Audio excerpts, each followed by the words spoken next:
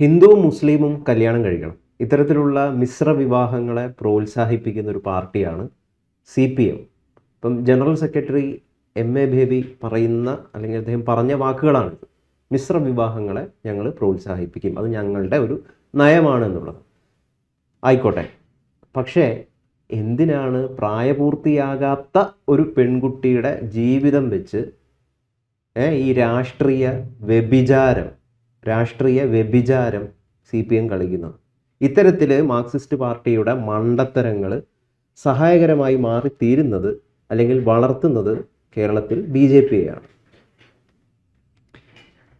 ഇത് മിശ്രവിവാഹത്തെ പ്രോത്സാഹിപ്പിക്കുക എന്ന് പറഞ്ഞാണ് അത് കേരളത്തിൻ്റെ നവോത്ഥാന മൂല്യത്തിൻ്റെ ഒരു പ്രകടമായ തെളിവാണ് ഈ ഹിന്ദു മുസ്ലിം വിവാഹമെന്നും അതിന് വേണ്ട പൊട്ടൻഷ്യൽ അല്ലെങ്കിൽ അതിൻ്റെ എല്ലാ സംരക്ഷണവും ആര് കൊടുക്കും? CPM കൊടുക്കും. പക്ഷേ ഇതിലൊരു വിചിത്രമായ വസ്തുത, ഈ മിശ്രവിവാഹം സംഘം എന്ന് പറയുന്ന സംഘടന പഴയ ഇടമറുകിൻ്റെ കാലത്ത് സോളി ഇടമറുമൊക്കെ ചേർന്ന് എല്ലാവരും കൂടി ചേർന്ന് ഉണ്ടാക്കിയൊരു സംഘടന ഉണ്ടായിരുന്നു. വലിയ സംഘടനയാണ്, യുക്തിവാദ സംഘമായിട്ട് ബന്ധപ്പെട്ട് പ്രവർത്തിച്ചിരുന്നതാണ്. ഈ സംഘടന ഇത്രയും പ്രശ്നം ഉണ്ടായിട്ട് ഈ സംഘടനയിൽ ഇടപെടാനായിട്ട് കേട്ടില്ല. ഇത്രയൊരു പ്രശ്നം വന്നെങ്കിൽ സാധാരണഗതിയിൽ ആദ്യം അറിയുന്നതും അതിൽ ഇടപെടുന്നതും ഇവരായിരിക്കും. ഇവർ പക്ഷേ ഇടപെടും നിയമപരമായി, മറ്റ് സാമൂഹിക സാഹചര്യങ്ങൾ ശരിയ വസ്തുതകളനുസരിച്ച് ശരിയാണെങ്കിൽ മാത്രം. പക്ഷേ ഇതെങ്ങനെ, ഇതിനകത്തൊരു കൗതുകം അവിടെയല്ല, എങ്ങനെ ശിവൻകുട്ടിയും ഗോവിന്ദനും റഹീമും ഈ ചിത്രത്തിലേക്ക് വന്നു, എവിടെ വെച്ച് വന്നു? ഇതിനെക്കുറിച്ച് ഇതുവരെയുള്ള എല്ലാ റിപ്പോർട്ടും സൈലൻ്റ് അല്ലേ? ഇവിടെ ഓടിപ്പിടിച്ച് അവർ തേടിപ്പിടിച്ച് വന്നാണോ?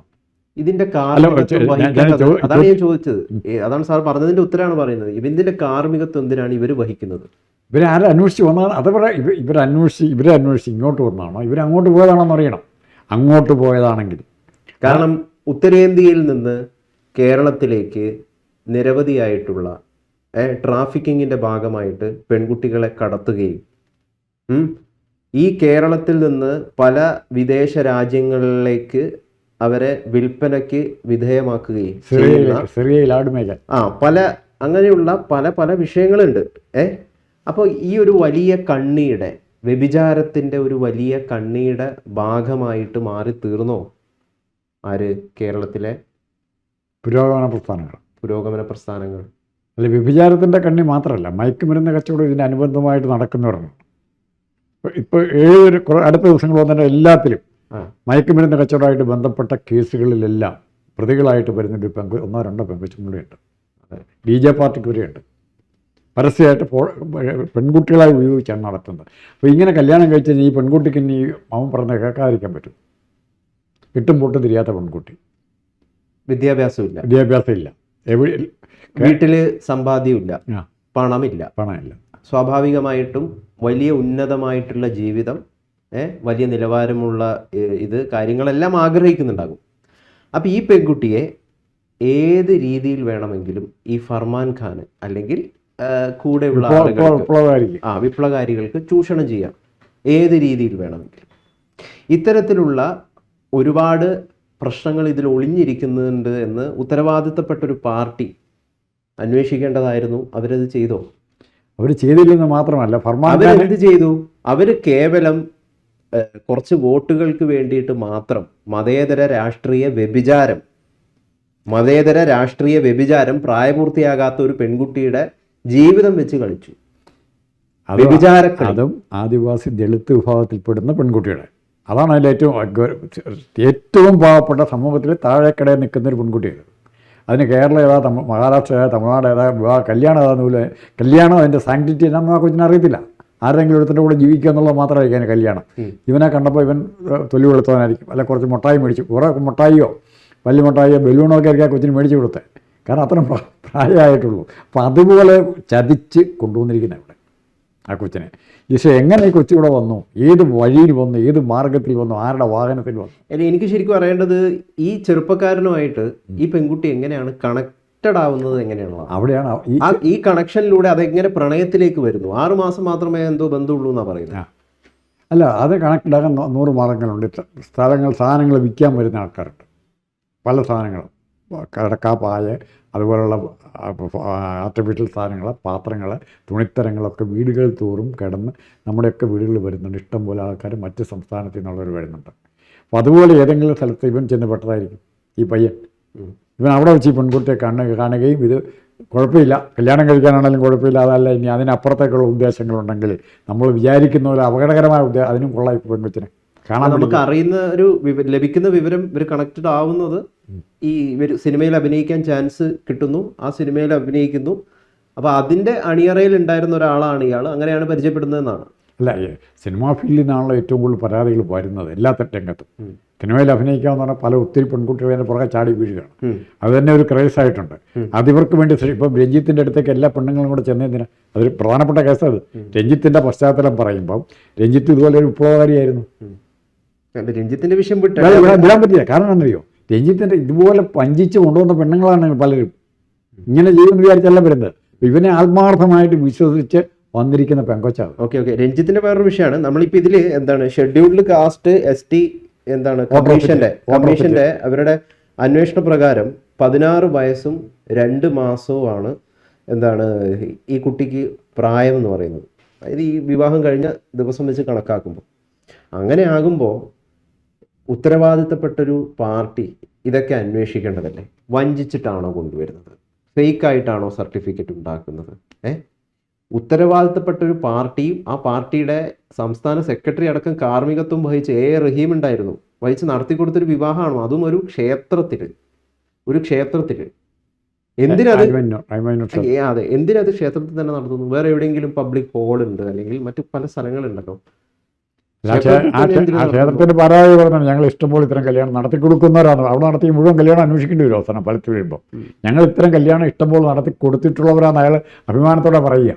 ആ കല്യാണം ഇൻവാലിഡ, നിയമപരമായി ഇൻവാലിഡാണ്. കാരണം 2 ജാതിയാണ്, 2 മതമാണ്. അതിൻ്റെതായ പ്രൊസീജിയർ വേറെയാണ്. രജിസ്റ്റേർഡ് മാരേജ് ആക്ട് പ്രകാരം നടത്താം. അത് രജിസ്റ്റർ മാരേജ്, നോട്ടീസ് മാരേജ് വേണം. ആ നോട്ടീസ് മാരേജ് അല്ല ഇവിടെ നടന്നിരിക്കുക. അവിടെ പോയി പണ്ട് മറ്റേ സിനിമയിൽ പറഞ്ഞാൽ അവർ രക്തഹാരം അങ്ങോട്ടും ചേർത്തി, വേറൊരു രക്തഹാരം ഒരെണ്ണം റഹീമും എടുത്തു കൊടുത്തു, ഒരെണ്ണം ശിവൻകുട്ടി എടുത്തു കൊടുത്തു, ഗോവിന്ദൻ അനുഗ്രഹിച്ചു 2 കൂട്ടരെയും. അതാണ് അവിടെ നടന്നിരിക്കുന്നത്. പക്ഷെ ഇതിൽ അതിനേക്കാളൊക്കെ ഇതിലൊരു ചതി തിരിച്ചറിഞ്ഞിട്ടും, അല്ലെ വഞ്ചന തിരിച്ചറിഞ്ഞിട്ടും അത് മറച്ചു വെച്ച് ഇതിന് കൂട്ടുനിന്ന 2 പേരുണ്ട്. ഒന്ന് മുമ്പേന്ന് പറഞ്ഞ ഗോവിന്ദനും റഹീമും ഉൾപ്പെടെയുള്ളവർ. അവർക്കറിയത്തില്ലായിരുന്നു, പറയാൻ പാടില്ല. കാരണം പോലീസ് സ്റ്റേഷനിൽ ഈ പെൺകുട്ടിയുടെ അച്ഛനും അമ്മയും പരാതി കൊടുത്തു. ഇവൾക്ക് പ്രായമായിട്ടില്ല, ഇവള് പ്രായപൂർത്തിയായ പെണ്ണല്ല, ഇവൾക്കിപ്പോൾ വിവാഹം പാടില്ല, തട്ടിക്കൊണ്ടുപോകലാണ്, as good as a kidnapping എന്ന് പറഞ്ഞ് പരാതി കൊടുത്തിട്ട് അത് അന്വേഷിക്കാൻ ആ പോലീസ് ഉദ്യോഗസ്ഥൻ തയ്യാറായില്ല എന്നുള്ളതാണ്.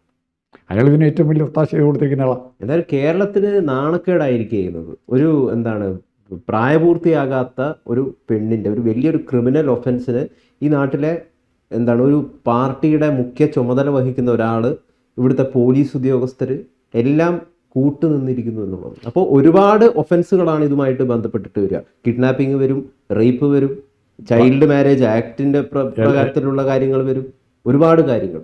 അപ്പോൾ ഇതിൽ ഇപ്പോൾ ഈ ഫർഹാൻ ഖാൻ എന്ന് പറയുന്ന ഈ ചെറുപ്പക്കാരൻ, ഇയാളിപ്പം പോക്സോ പോക്സോ പ്രകാരം കേസെടുത്തിരിക്കുകയാണ് മധ്യപ്രദേശ് പോലീസ്.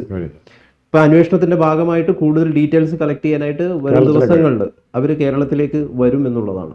അപ്പോൾ കേരള സ്റ്റോറി എന്ന് പറയുന്ന ഒരു സിനിമ ഇറങ്ങി, ആ സിനിമയ്ക്ക് ബദലായിട്ടുള്ള അല്ലെങ്കിൽ അതിനെതിരെയായിട്ടുള്ള ഒരു കൗണ്ടർ നെറേറ്റീവ് ബിൽഡ് ചെയ്യുക എന്നതിൻ്റെ അടിസ്ഥാനത്തിലാണ് ഇത്തരത്തിലുള്ളൊരു മതേതര രാഷ്ട്രീയ കല്യാണം ഇവർ ആസൂത്രണം ചെയ്തത്. പക്ഷെ അത് പൊട്ടിപ്പാളീസായിരിക്കുകയാണ്. അതിലൂടെ എന്ത് സംഭവിക്കുന്നു?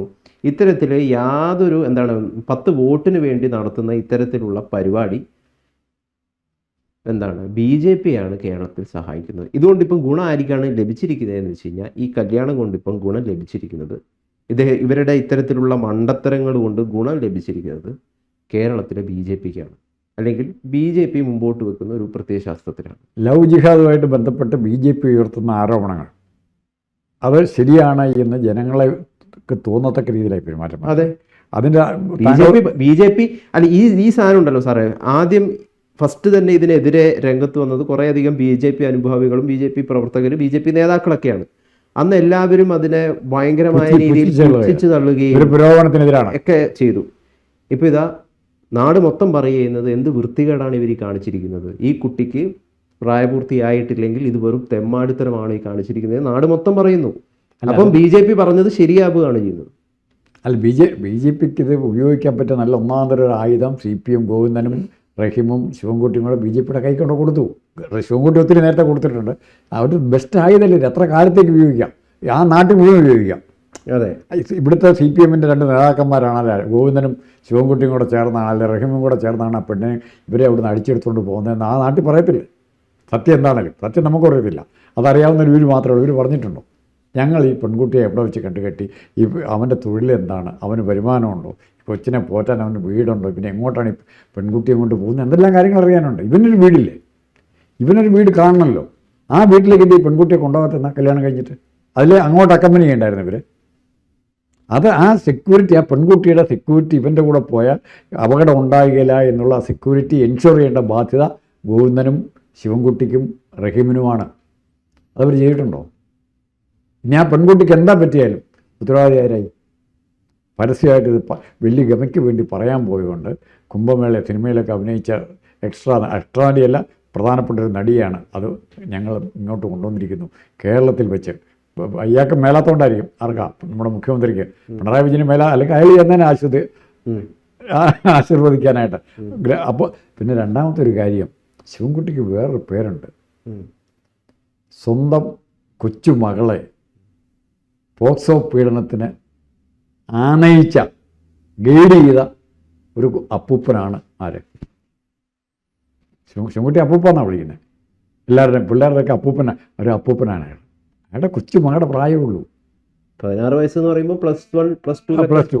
അയാളുടെ കൊച്ചുമകളുടെ പ്രായം കൂട്ടിക്കൂ. ആ കൊച്ചുമകളെ ഇങ്ങനത്തെ ഒരു പോക്സോ കേസിലേക്ക്, അല്ലെ പോക്സോ രീതിയിലുള്ള പീഡനത്തിന് വഴങ്ങി കൊടുത്തതാരാ? അതായത് 16 വയസ്സുള്ള ഒരു പെൺകുട്ടിയെ തങ്ങളുടെ ലാഭത്തിനായിട്ട് 10 വോട്ട് കിട്ടണം തെരഞ്ഞെടുപ്പ് അടുത്ത് വരുമ്പം എന്ന് പറയുന്ന രാഷ്ട്രീയ ലാഭത്തിനായിട്ട് ഇവരെല്ലാവരും കൂടി വിൽപ്പന ചരക്കാക്കി എന്നുള്ളതാണ് ശരിക്കുമുള്ള വസ്തുത. ഇതിലൂടെ എന്ത് സംഭവിച്ചിരിക്കുന്നു? ആ പെൺകുട്ടിയെ ചൂഷണം ചെയ്തിരിക്കുന്നു. ആ പെൺകുട്ടിയെ കൃത്യമായിട്ട് ചൂഷണം ചെയ്തിരിക്കുന്നു. ഇവർക്ക് എന്തെങ്കിലും രീതിയിലുള്ള ബോധവും നിലവാരമുള്ളവരാണെങ്കിൽ ഇതല്ല മോളെ കല്യാണം കഴിക്കാനുള്ള ഒരു പ്രായം, നിനക്ക് വേണ്ട പഠിപ്പിനുള്ള സൗകര്യം കേരളത്തിൽ ഞങ്ങൾ ഒരുക്കിത്തരാമെന്ന് പറഞ്ഞിട്ടുണ്ടെങ്കിൽ കയ്യടി കിട്ടുമായിരുന്നു. അതിന് പകരം ഇമ്മാതിരി രാഷ്ട്രീയ വ്യഭിചാരത്തിന് കൂട്ടുനിന്നതിലൂടെ ഇപ്പം കേരളം മൊത്തം അപലപിക്കുകയാണ്, കേരളം മൊത്തം നാണം കെടുകയാണ്. അല്ല, അതിൻ്റെ ബെനിഫിഷ്യറി ഇപ്പം BJP അതിൻ്റെ മുതലെടുക്കുന്നത്. ഇലക്ഷൻ അല്ലാതെ BJP അതിൻ്റെ കുറേ കൂടെ മുതലെടുത്തേനെ, ഇപ്പം തന്നെ മുതലെടുത്തേനെ. നാളെ ഇതിൻ്റെ ഡെവലപ്മെൻറ്റ്സ് ഇവരെ ചോദ്യം ചെയ്യുന്നൊരു സാഹചര്യം വരുമ്പം ഗോവിന്ദനെയും ശിവൻകുട്ടിയും റഹീമിനെയും ചോദ്യം ചെയ്യുന്നൊരു സാഹചര്യം വരുമ്പോൾ പ്രശ്നം വരും, ഒത്തിരി ഗൗരവത്തിലേക്ക് വരും കാര്യങ്ങൾ.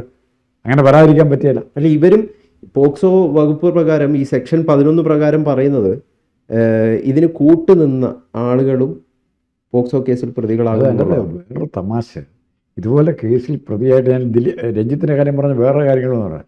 രഞ്ജിത്തിന് വോട്ട് ചെയ്യാൻ പറ്റിയില്ല. ഇമാരും 3 പേര് വോട്ട് ചെയ്തില്ലേ? റഹീം വോട്ട് ചെയ്തു, ഗോവിന്ദൻ വോട്ട് ചെയ്തു, ശിവൻകുട്ടി വോട്ട് ചെയ്തു. ഗോവിന്ദൻ വോട്ട് സ്വന്തം ഭാര്യയ്ക്കാണ് വോട്ട് ചെയ്തത്. ഇവരെല്ലാം വോട്ട് ചെയ്തില്ലേ? ആ വോട്ട് ചെയ്ത് എങ്ങനെ അത് സാധുവായിരിക്കാവോ അവരുടെ വോട്ട്? രഞ്ജിത്തിനെ സമ്മതിച്ചില്ല, ജയിലിൽ കിടക്കാമെന്ന് പറഞ്ഞു. കുറ്റവാളി അയാൾ ശിക്ഷിച്ചിട്ടില്ല രഞ്ജിത്തിനെ. ഇപ്പോൾ കുറ്റവാളിയല്ലല്ലോ, പേര് മാത്രമേ ഉള്ളൂ. ഇപ്പോൾ ഇവരെ പക്ഷേ നേരെ പോക്സോ കേസിൽ പ്രതി തന്നെയായിട്ട് വരിക, നേരെ ഒരു സ്ട്രെയിറ്റ് ആയിട്ട് വരിക, ഒരു അന്വേഷണം പോലും വേണ്ട. നമ്മളെല്ലാം കണ്ട, നേരിട്ട് കൺമുമ്പിൽ കണ്ട കാര്യങ്ങളാണ്. അപ്പോൾ ഇവർക്ക് വോട്ടവകാശം കൊടുത്തോ? വോട്ട് ചെയ്യാൻ അവകാശം ഉണ്ടായിരുന്നു. നമുക്കറിയത്തില്ലാത്ത കാര്യങ്ങളാണ്, ഇതൊക്കെ നിയമപ്രശ്നങ്ങളാണ്. ഇവരതിൽ വോട്ട് ചെയ്ത് പോയി. ഇവർ വോട്ട് ചെയ്യുന്നത് കേരളത്തിലല്ലല്ലോ. ആരുടെ? ഈ 2 പേരുടെ അല്ല, അവരുടെ വോട്ടല്ല ഞാൻ പറഞ്ഞത്. ഈ പോക്സോ കേസിൽ പ്രതി ഇവരല്ലേ? ഗോവിന്ദനും ശിവൻകുട്ടിയും റഹീം പ്രതിയല്ലേ? അവർക്ക് എങ്ങനെ വോട്ടവകാശം? രഞ്ജിത്ത് നേരിട്ട് ചെയ്തു, ഇവരതിൻ്റെ ഒത്താശ ചെയ്ത് കൊടുത്തു. രണ്ടും തുല്യം തന്നെ, കുറ്റം തന്നെ, ശിക്ഷ വരും. ഇവർ 2 വോട്ടിനും പ്രതിയാണ്. ആ പ്രതിക്ക് വോട്ടവകാശം ഇല്ലെങ്കിൽ, പോക്സോ കേസിൽ പ്രതിയായ രഞ്ജിത്തിന് വോട്ടവകാശം ഇല്ലെങ്കിൽ ഇവർക്കും കൊടുക്കാൻ പാടില്ലല്ലോ. ആ വോട്ടവകാശം ഇവർ വിനിയോഗിച്ചിട്ടുണ്ട് അല്ലേ? അതും തെറ്റല്ലേ? അതിനെപ്പറ്റി അന്വേഷണം വേണ്ടേ? ഇനി ഇതിൻ്റെ അടുത്ത സ്റ്റേ എന്ന് പറയുന്നത് ഇവരുടെ വരുമാന മാർഗത്തെക്കുറിച്ച്, ആ ചെറുക്കൻ്റെയും പെണ്ണിൻ്റെയും വരുമാന മാർഗത്തെക്കുറിച്ച് എന്താ അവർക്ക് പറയാനുള്ളത്? പെൺകുട്ടിയുടെ ജാതി ഇവർ പറയുന്നുണ്ട്, ദളിതായിരുന്നു, ആദിവാസിയായിരുന്നു, പാവം പിടിച്ചവരായിരുന്നു, അതിനെ പ്രൊട്ടക്റ്റ് ചെയ്യാൻ ഞങ്ങൾ വന്നു. ഇവൻ്റെ ജാതി എന്നതാ കൃത്യം പറയട്ടെ. ഇവൻ ഏത് സ്റ്റേറ്റുകാരനാണ്? ഇവൻ്റെ അച്ഛനും അമ്മ എന്നാ പരിപാടി? ഇവൻ്റെ വീട്ടിലാരൊക്കെ ഉണ്ട്? ഇതൊക്കെ അറിയണ്ടേ? അതോ AKG സെൻറ്ററിൽ താമസിപ്പിക്കൂ? അതിനായിരിക്കും സാധ്യത. AK സെൻറ്ററിൽ മുറി കൊടുക്കും. മാത്രമല്ല റഷ്യയിൽ നിന്ന് ഇവിടുന്ന് കിടത്തിയ മലബാറിൽ നിന്ന് കിടത്തിയ പലർക്കും ഇങ്ങനെ കിടത്തുന്നതിന് ആദ്യത്തെ ലവ് ജിഹാദ് പ്രൊട്ടക്ഷൻ കൊടുത്തിട്ട് ഇവരെ കൊണ്ടുപോകുന്നത് എങ്ങോട്ടാണ് പിന്നെ കൊണ്ടുപോയി? സെക്സ് ലൈവായിട്ട് ഇവരെ കൊണ്ടുപോയിട്ടുണ്ട് സ്ത്രീയിലേക്ക്. ഈ കൊച്ചിനെ കൊണ്ടുപോയില്ലെന്ന് ഇവർക്ക് ഉറപ്പ് പറയാൻ പറ്റുമോ? നമുക്കറിയാലോ, മതം മാറ്റത്തിന് വേണ്ടിയിട്ട് വലിയ പണമൊഴുക്കുന്ന ഇൻ്റർനാഷണൽ ലോബീസ് ഉണ്ട്. അവർക്ക് മതമൊന്നും മാറിക്കിട്ടും. അതിൻ്റെ ഇരയാണ് കേരളത്തിലെ ഏറ്റവും പ്രശസ്തയും പ്രഗത്ഭയായിട്ടുള്ളൊരു എഴുത്തുകാരി എന്ന് ആരോപണം ഇപ്പോഴും നിലനിൽക്കുന്നു. അപ്പോൾ അതിൻ്റെയൊക്കെ ഒരു അടിസ്ഥാനത്തിൽ നമ്മൾ ഇതിനെ വായിക്കുമ്പോൾ 16 വയസ്സുള്ള ഈ പെൺകുട്ടിക്ക് ഭാവിയിൽ എന്ത് സംഭവിക്കും, അല്ലെങ്കിൽ ഈ പെൺകുട്ടിയെ ഏത് രീതിയിൽ വേണമെങ്കിലും ആർക്കും ചൂഷണം ചെയ്യാം എന്നതൊരു യാഥാർത്ഥ്യമാണ്. ഇതൊന്നും തിരിച്ചറിയാതെ കേവലം വോട്ടുകൾക്ക് വേണ്ടിയിട്ട് BJPക്ക് സഹായകരമാകുന്ന രീതിയിൽ ഇത്തരത്തിൽ അബദ്ധം ചെയ്ത മണ്ടത്തരം കാണിച്ച ഈ പാർട്ടിയെക്കുറിച്ച് ഒന്നും പറയാനില്ല. അതാണ് ഈ പാർട്ടിയുടെ ഇപ്പോഴത്തെ അവസ്ഥ. ഭാഗ്യം കൊണ്ട് ഇന്നലെ ജയശങ്കറുടെ ചർച്ചയ്ക്ക് പറഞ്ഞാൽ മെയ് 4-ാം തീയതി കഴിഞ്ഞാൽ ഈ പാർട്ടിയെക്കുറിച്ച് നമുക്ക് പറയേണ്ട ആവശ്യമില്ല. കാരണം പാർട്ടി കാണിയില്ല. ഇത് ലാസ്റ്റ് അവർ ചെയ്ത ഒരു ഹീന കൃത്യം എന്ന് പറഞ്ഞ് നമുക്ക് വേണേൽ ഇതിനെ ഒഴിവാക്കാം. ഏതാ അവർക്ക് ചെയ്യാൻ കിട്ടിയ ലാസ്റ്റ് ചെയ്ത ഹീനകൃത്യം. നാളെ ഇനി ചെയ്യുമെന്നറിയത്തില്ല. ഇതുപോലത്തെ കേസുകൾ ഇതുപോലെ ഇഷ്ടംപോലെ പാർട്ടിയായിട്ട് ബന്ധപ്പെട്ട കോളേജുകളിൽ എന്തെല്ലാം നമ്മൾ കൂടുതൽ ചർച്ചയ്ക്ക് പോകേണ്ട ആവശ്യമില്ല. ഓരോ കോളേജിലും ഒത്തിരി വൃത്തികേടുകൾ നടക്കുന്നു. അത് ഇതിൻ്റെ ഭാഗം എത്ര പെണ്ണുങ്ങൾ ആത്മഹത്യ ചെയ്യുന്നുണ്ട് ഇപ്പോൾ, അത് കാണുന്നുണ്ടോ? കോളേജിലും ഒക്കെ ആമ്പിളരെ ചെയ്തു തുടങ്ങി. ഇത്തരം പീഡനങ്ങൾ സഹിക്കാതെ സത്യം മനസ്സിലാകുമ്പോൾ പിന്നെ എന്നാ മാർഗം? ആ രീതിയിലേക്കാണ് കാര്യങ്ങൾ. അതിന് ഉത്തരവാദിത്തം എം വി ഗോവിന്ദൻ നയിക്കുന്ന പാർട്ടിക്കുമുണ്ട് എന്നവർ പരസ്യമായി സമ്മതിച്ചിരിക്കുന്നു.